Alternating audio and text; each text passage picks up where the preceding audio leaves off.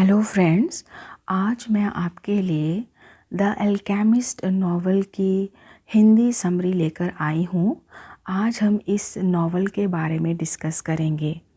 The alchemist novel Brazil के author Paulo Coelho ने लिखा है। ये फर्स्ट टाइम पब्लिश हुआ था 1988 में। ओरिजिनली ये नॉवल पुर्तगीज़ में लिखा गया and it became a widely translated international best seller. और इंग्लिश लैंग्वेज में ये नॉवल पब्लिश हुआ था 1993 को। तो इंग्लिश में ये पब्लिश हुआ था 1993 को। तो चलते हैं, आज हम इस नॉवल के बारे में यहाँ पर हम पढ़ेंगे। तो स्टार्ट करते हैं। इस कहानी की शुरुआत होती है सेंटियागो नाम के एक लड़के से, जो कि भेड़ बकरी चराता था। ये एक शेफर्ड है। अब एक दिन ये अपनी पूरी रात जो है वो अपनी भेड़ बकरी के साथ सुनसान एक गिरजाघर जो होता है उसमें वो गुजारता है, एक चर्च में गुजारता है, जो कि स्पेन में है। एक्चुअली जो सेंटियागो है वो एक लड़की से मिलने जा रहा होता है, जो कि स्पेन से थोड़ी दूर एक गांव में रहती है। इस लड़की से सेंटियागो 1 साल पहले मिला था। अब एक दिन जब सेंटियागो सोया हुआ होता है तो रात में उसको एक ड्रीम आता है और सपने में उसको इजिप्ट के पिरामिड को वो देखता है। अब ये सपना जो है इसे पहली बार नहीं आया, इसे पहले भी मिस्र के पिरामिड का सपना कई बार आ चुका होता है। अपने इस सपने के बारे में सेंटियागो एक एस्ट्रोलॉजर को बताता है कि मुझे ये सपना बार बार आता है कि मैं मिस्र के जो पिरामिड है उसके पास गया और वहाँ से मुझे एक ख़जाना मिला। वह ज्योतिषी से पूछता है कि इस सपने का अर्थ क्या हो सकता है। तो ज्योतिषी ने इसे सुनने पर कहा कि इस सपने का अर्थ बताने से पहले तुम्हें मुझे 1/3 हिस्सा देना पड़ेगा। जो भी तुम्हें खजाना मिलेगा, जो भी तुम हासिल करोगे, उसमें से तुम मुझे 1/3 जो है अपना मुझे शेयर चाहिए। तो जो सेंटियागो होता है वो उसकी बात को मान लेता है, ज्योतिषी की बात को। वह ज्योतिषी सेंटियागो से कहता है कि तुम मिस्र जाओ, वहाँ से तुम्हें सच में खजाना मिलेगा। लेकिन सेंटियागो को लगा कि ऐसे थोड़ी होता है कि इतनी आसानी से कोई ख़जाना मिल जाएगा, और मिस्र भी यहाँ से काफ़ी दूर है। तो सेंटियागो ने सोचा कि अगर मैं इतनी दूर गया और कुछ मिला ही नहीं तो फिर क्या फ़ायदा होगा। इसलिए वह मिस्र जाने का जो विचार था उसको छोड़ देता है। अब एक दिन सेंटियागो किताब पढ़ रहा था, तभी वहाँ एक बूढ़ा सा आदमी आता है जिसका नाम होता है मेल्चडक। मेल्चडक ये एक राजा है। तो ये सेंटियागो से कहता है कि ये जो तुम किताब पढ़ रहे हो वैसे तो बहुत अच्छी है, लेकिन इस किताब में दुनिया का सबसे बड़ा झूठ लिखा हुआ है। फिर ये मेल्चडक सेंटियागो से कहता है कि अगर तुम मुझे अपनी कुछ बकरियां दे दो तो मैं तुम्हें बता सकता हूँ कि तुम्हें वह खजाना कैसे मिलेगा। अब सेंटियागो सोच में पड़ जाता है कि इसे कैसे पता कि मुझे खजाने का सपना आता है और राजा मेरी बकरियां ये क्यों मांग रहा है। सेंटियागो को लगता है कि मेल्चडक और ये जो ज्योतिषी है ये दोनों मिले हुए हैं और ज़रूर उस एस्ट्रोलॉजर ने ही इसे यहाँ भेजा होगा और दोनों मिलकर मुझे लूटना चाहते हैं। लेकिन मेल्चडक सेंटियागो से कहता है कि मैं लोगों की मदद करने तब आता हूँ जब वह पूरी तरह से हार जाते हैं। तो सेंटियागो ने उस पर भरोसा दिखाया और अपनी बकरियाँ मेल्चडक को दे दी। अब मेल्चडक सेंटियागो को बताता है कि तुम्हें वह खजाना कैसे मिलेगा। मेल्चडक सेंटियागो से कहता है कि तुम सिर्फ अपने दिल की बात सुनना और भगवान तुम्हें जहाँ भी ले जाए वहाँ जाना। और साथ में मेल्चडक सेंटियागो को 2 पत्थर देता है। एक उन पत्थरों का नाम होता है उरिम और थुमीम। एक पत्थर का नाम होता है उरिम और दूसरे पत्थर का नाम होता है थुमीम। इन पत्थरों का इस्तेमाल भविष्य देखने में किया जाता है। लेकिन मेल्चडक सैंटियागो से कहता है कि तुम सिर्फ अपने आप पर भरोसा करना, और इतना कहकर वो वहाँ से चला जाता है। मतलब कि मेल्चडक उसको कहता है कि तुम अपने दिल की आवाज़ सुनना, मैं तुम्हें ये दोनों पत्थर दे तो रहा हूँ, पर तुम अपने दिल की आवाज़ सुनना और अपने आप पर भरोसा रखना, और ये कहकर वो वहाँ से चला जाता है। अब सैंटियागो भी खजाने की तलाश में अपनी यात्रा शुरू करता है और वह पहुंचता है मोरक्को। मोरक्को के एक बाज़ार में जाने के बाद वहाँ एक चोर ने सैंटियागो के पास से जितने भी पैसे थे सब चुरा लिए। अब उसके पैसे भी चोरी हो गए थे, तो अब सैंटियागो के पास कुछ भी नहीं था।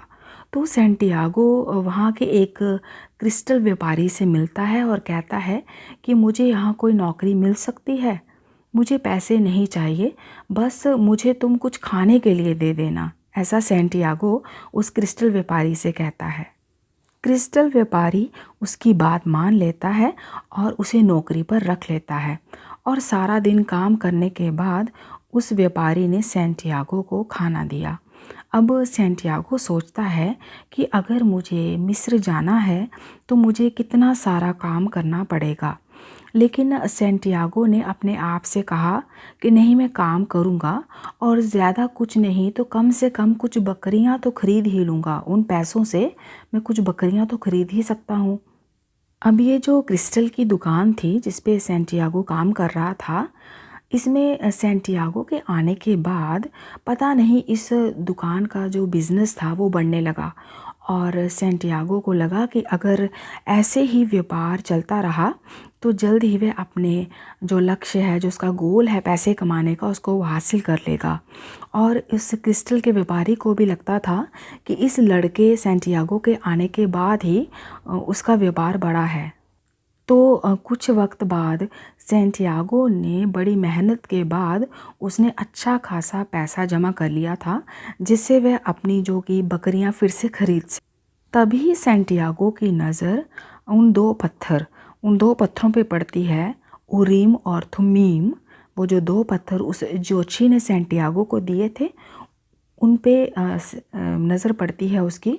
तो उन पत्थरों को देखकर सैंटियागो ये डिसाइड करता है कि मैं बकरियां नहीं खरीदूंगा, मैं ख़जाना ढूंढने के लिए मिस्र जाऊंगा।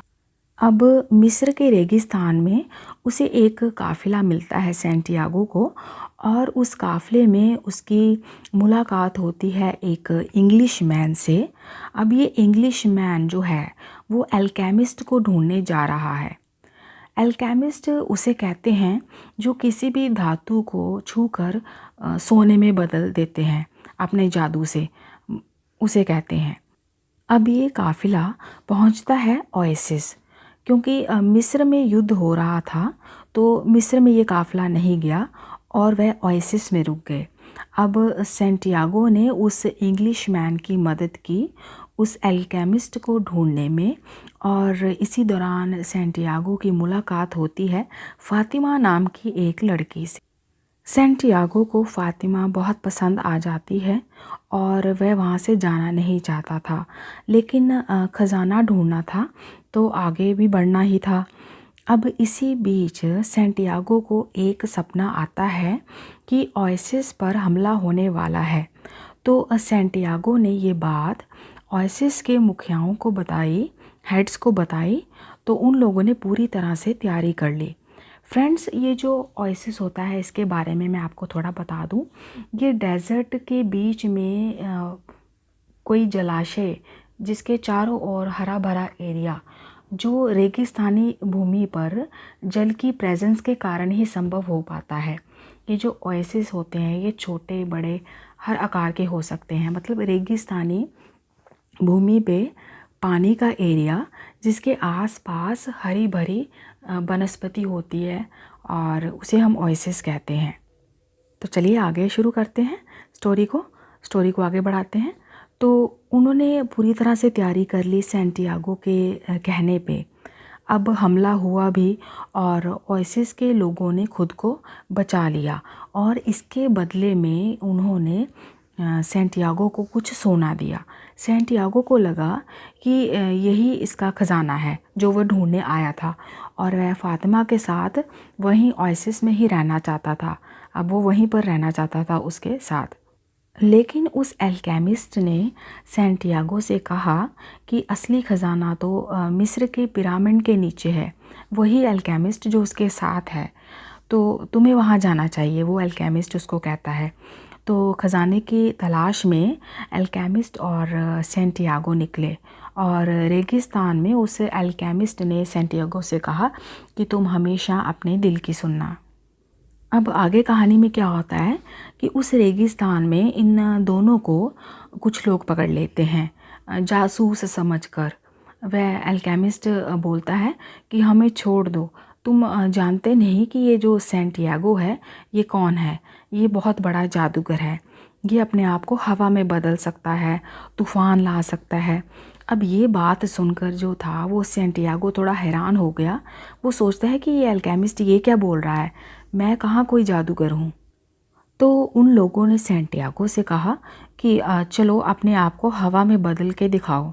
वह लोग 3 दिन तक राह देखते रहे कि ये कब अपने आप को हवा में बदलेगा। एल्केमिस्ट सेंटियागो से कहता है कि अपने आप पर भरोसा रखो। अब बहुत सारी एकाग्रता के बाद सेंटियागो ने अपने आप को हवा में बदल ही दिया और वह तूफ़ान ले आया। अब ये तूफ़ान देखकर वह लोग डर के भाग गए। अल्केमिस्ट को लगा कि ये लड़का तो बहुत बढ़िया है, और दूसरे दिन ये फिर से दोनों खजाने की तलाश में निकले और वह एक मठ में पहुँचे। उस मठ में एक साधु था। उस साधु ने इन दोनों का स्वागत किया। अल्केमिस्ट ने अपने कुछ धातु को सोने में बदला और उस साधु को दे दिया, क्योंकि उस साधु ने इन दोनों की काफ़ी अच्छी खातिरदारी की थी। तो और कुछ सोना उसने सेंटियागो को दे दिया। और वहीं पर अल्केमिस्ट सेंटियागो से कहता है कि अब मैं तुम्हारे साथ आगे नहीं चल सकता, आगे तुम्हें अकेले ही जाना होगा। अब आगे सेंटियागो अकेले ही जाता है, क्योंकि अल्केमिस्ट ने उसको मना कर दिया था। उसने बोल दिया था कि तुम्हें अब आगे अकेले ही जाना होगा। तो सेंटियागो अकेले ही जाता है और अपने दिल की सुनते हुए वह मिस्र के पिरामिड तक वो पहुंच जाता है। उन पिरामिड को देखकर वह रोने लगता है और अपने घुटने के बल अब जहाँ पर वह रो रहा था वहीं पर वो खोदने लगा। काफ़ी देर तक वह खोदता रहा, लेकिन उसे कोई ख़जाना नहीं मिला। अब कुछ ही दूरी पे सेंटियागो को ये सब करते हुए कुछ लोग देख रहे थे, कुछ शरणार्थी देख रहे थे, और अचानक ही वह सेंटियागो को पीटने लगे। और जो अल्केमिस्ट ने सोना दिया था सेंटियागो को, इन लोगों ने उसे सब छीन लिया। और उन शरणार्थियों ने सेंटियागो से पूछा कि तुम यहाँ पर खुदाई क्यों कर रहे हो। तो सेंटियागो ने कहा कि मैं ख़जाने की तलाश में आया हूँ। तो शरणार्थी उस पे हंसने लगा, और एक शरणार्थी उस पे हंसने लगा और कहा कि ये तो पागल है, एक सपने के पीछे यहाँ तक आ गया। मुझे भी एक सपना आया था 2 साल पहले कि स्पेन के चर्च के पास एक ख़जाना है, तो क्या मैं वहाँ चला जाता। तो ऐसा वो शरणार्थी सेंटियागो को कहता है। शरणार्थी सेंटियागो को छोड़कर चले जाते हैं और सेंटियागो अब वहाँ पर अकेला होता है, और अचानक वह हंसने लगता है और वहाँ से वो वापस स्पेन जाता है, जहाँ से ये सारी कहानी शुरू हुई। स्पेन में वह चर्च के पास खुदाई करने लगता है ख़जाने के लिए, और खुदाई करते करते उसे ख़जाना मिल जाता है। और ख़जाना मिलते ही उसके मुंह से एक ही बात निकलती है कि मैं आ रहा हूँ फ़ातिमा। और यहीं पर ये सारी कहानी ख़त्म होती है। तो फ्रेंड्स, इस कहानी से हमें ये सीखने को मिलता है कि जो भी चीज़ आप दिल से चाहते हो उसके पीछे पूरे जज्बे के साथ हमें लग जाना चाहिए। जितनी भी परेशानी आए, कुछ भी हो, अपने लक्ष्य के पीछे मेहनत करते रहो, आप अवश्य ही अपना लक्ष्य प्राप्त कर लेंगे। इस कहानी का तो यही उद्देश्य, एक यही सीख मिलती है। तो ये थी द अल्केमिस्ट नॉवल, जो कि बड़ी अच्छी नॉवल है। फ्रेंड्स, अगर आपको ये नॉवल अच्छी लगी है तो इस वीडियो को लाइक कर दें, शेयर कर दें, सब्सक्राइब कर दें। Thank you very much.